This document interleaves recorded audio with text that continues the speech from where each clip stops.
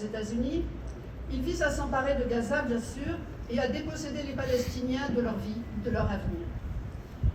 De la Riviera, rappelez-vous, c'était en 2024-25, jusqu'au Conseil pour la paix, celui que Trump vient de créer, et pour lequel il faudra payer $1 milliard pour faire partie du groupe directeur.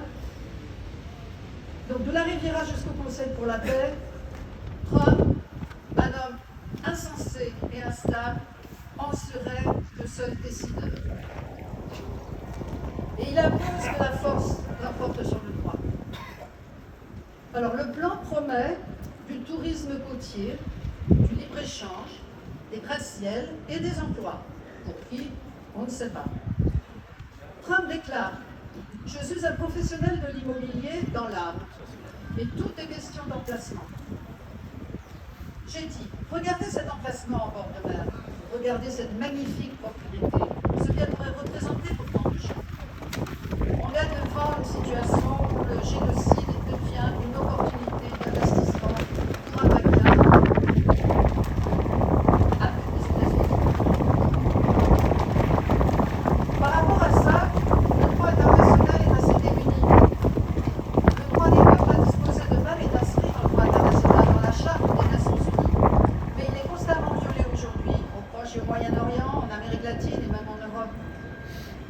Les USA mènent des opérations militaires au Venezuela, menacent le Mexique et la Colombie. Le régime syrien, dirigé par un ancien de Daesh, attaque les Kurdes de Rojava. Poutine bombarde les écoles et les maternités de Kiev, la nuit dernière encore.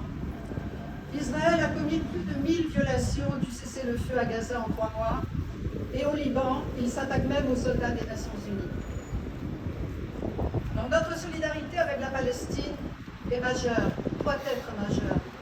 Partout dans le monde, il y a des manifestations de soutien, et y compris en Cisjordanie occupée, des manifestants israéliens antisionistes et des internationalistes accompagnent les paysans dans les oliveraies, dans les champs, etc., pour les protéger. Et puis une nouvelle flottille pour Gaza est en préparation. Alors les Palestiniens nous disent qu'ils sont seuls, dramatiquement seuls, que le monde regarde ailleurs, que les médias les oublient, pour le peu qu'elles aient mis l'accent sur la situation d'ailleurs, et que ce n'est que la solidarité internationale qui leur donne espoir. Alors cette solidarité, elle est plus nécessaire que jamais maintenant que le monde regarde ailleurs, justement. Et nous devons absolument maintenir notre mobilisation. Il faut exiger le respect du cessez-le-feu à Gaza et l'entrée immédiate de l'aide humanitaire. L'arrêt de la violence coloniale en Cisjordanie occupée. Il faut imposer le droit international, le droit des peuples à disposer d'eux-mêmes, imposer des sanctions à Israël et, en premier lieu déjà, suspendre l'accord d'association Union européenne-Israël.